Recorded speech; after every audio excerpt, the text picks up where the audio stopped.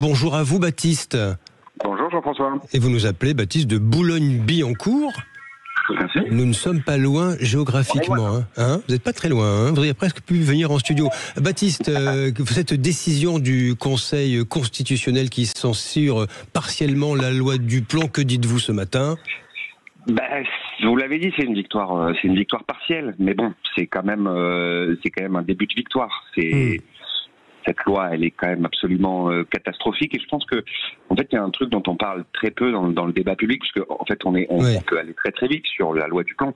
Elle autorise des produits qui sont dangereux pour la santé et pour la biodiversité. Point. Voilà, ça c'est pas contestable. Les scientifiques le disent. Il y a plein de pays dans lesquels c'est interdit. Enfin, on peut aller très vite là-dessus, c'est assez évident. En revanche, moi, ce que je ne comprends pas, c'est que les agriculteurs ne soient pas les premiers à être vent debout contre ça, quand on sait que ces produits les tuent.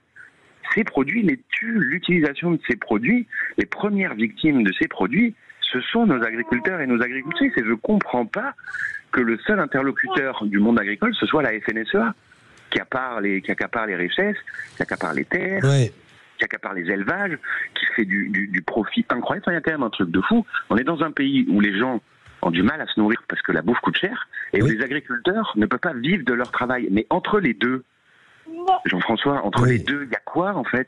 Le problème, je vous entends Baptiste, et puis je crois qu'on partageons globalement ce point de vue. Le problème, c'est que les agriculteurs en question, vous leur proposez une solution de remplacement, ils signent de suite.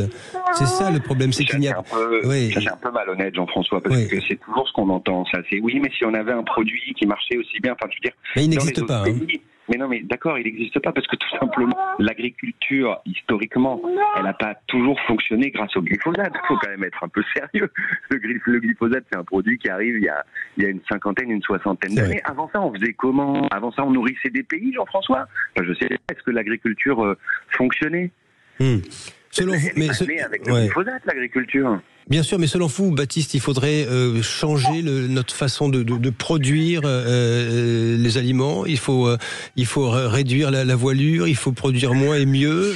Le problème, c'est qu'il faut nourrir les populations. C'est ça la difficulté. Non, mais ça, vous avez raison. Il faut produire moins et mieux. Ça, c'est la base. Après, il y a des réalités concrètes. Il y a des chiffres. Le nombre d'agriculteurs dans ce pays n'a fait que baisser depuis 100 ans, et ça joue aussi. Mais en fait, est-ce qu'il a baissé parce que il y a moins de vocations ou parce qu'il y a moins de gens qui veulent être agriculteurs ou agricultrices? Moi, je pense pas. Je pense qu'il a baissé tout simplement parce que il a été torpillé par l'essor des grands groupes agroalimentaires qui nous empoisonnent, et en plus qui ont fait exploser les prix. Parce qu'en fait, moi, je suis désolé, mais même si j'habite en région parisienne, ça m'arrive assez souvent d'aller à la ferme pour cueillir moi-même.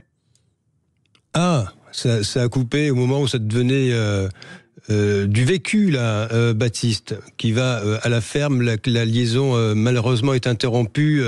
Vous étiez en train de nous dire qu'il fallait mieux nourrir les populations, et vous êtes toujours là. Vous allez donc à la ferme, Baptiste, je vous retrouve, pour aller cueillir vous-même les légumes.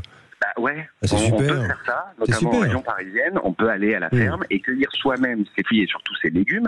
Et on voit la différence, Jean-François. Je remplis un coffre de voitures de légumes, en plus des légumes frais, bio, de saison évidemment. Voilà, ma fille est d'accord. Voilà, vous entendez ma fille, elle est d'accord, elle confirme. Oui, elle confirme.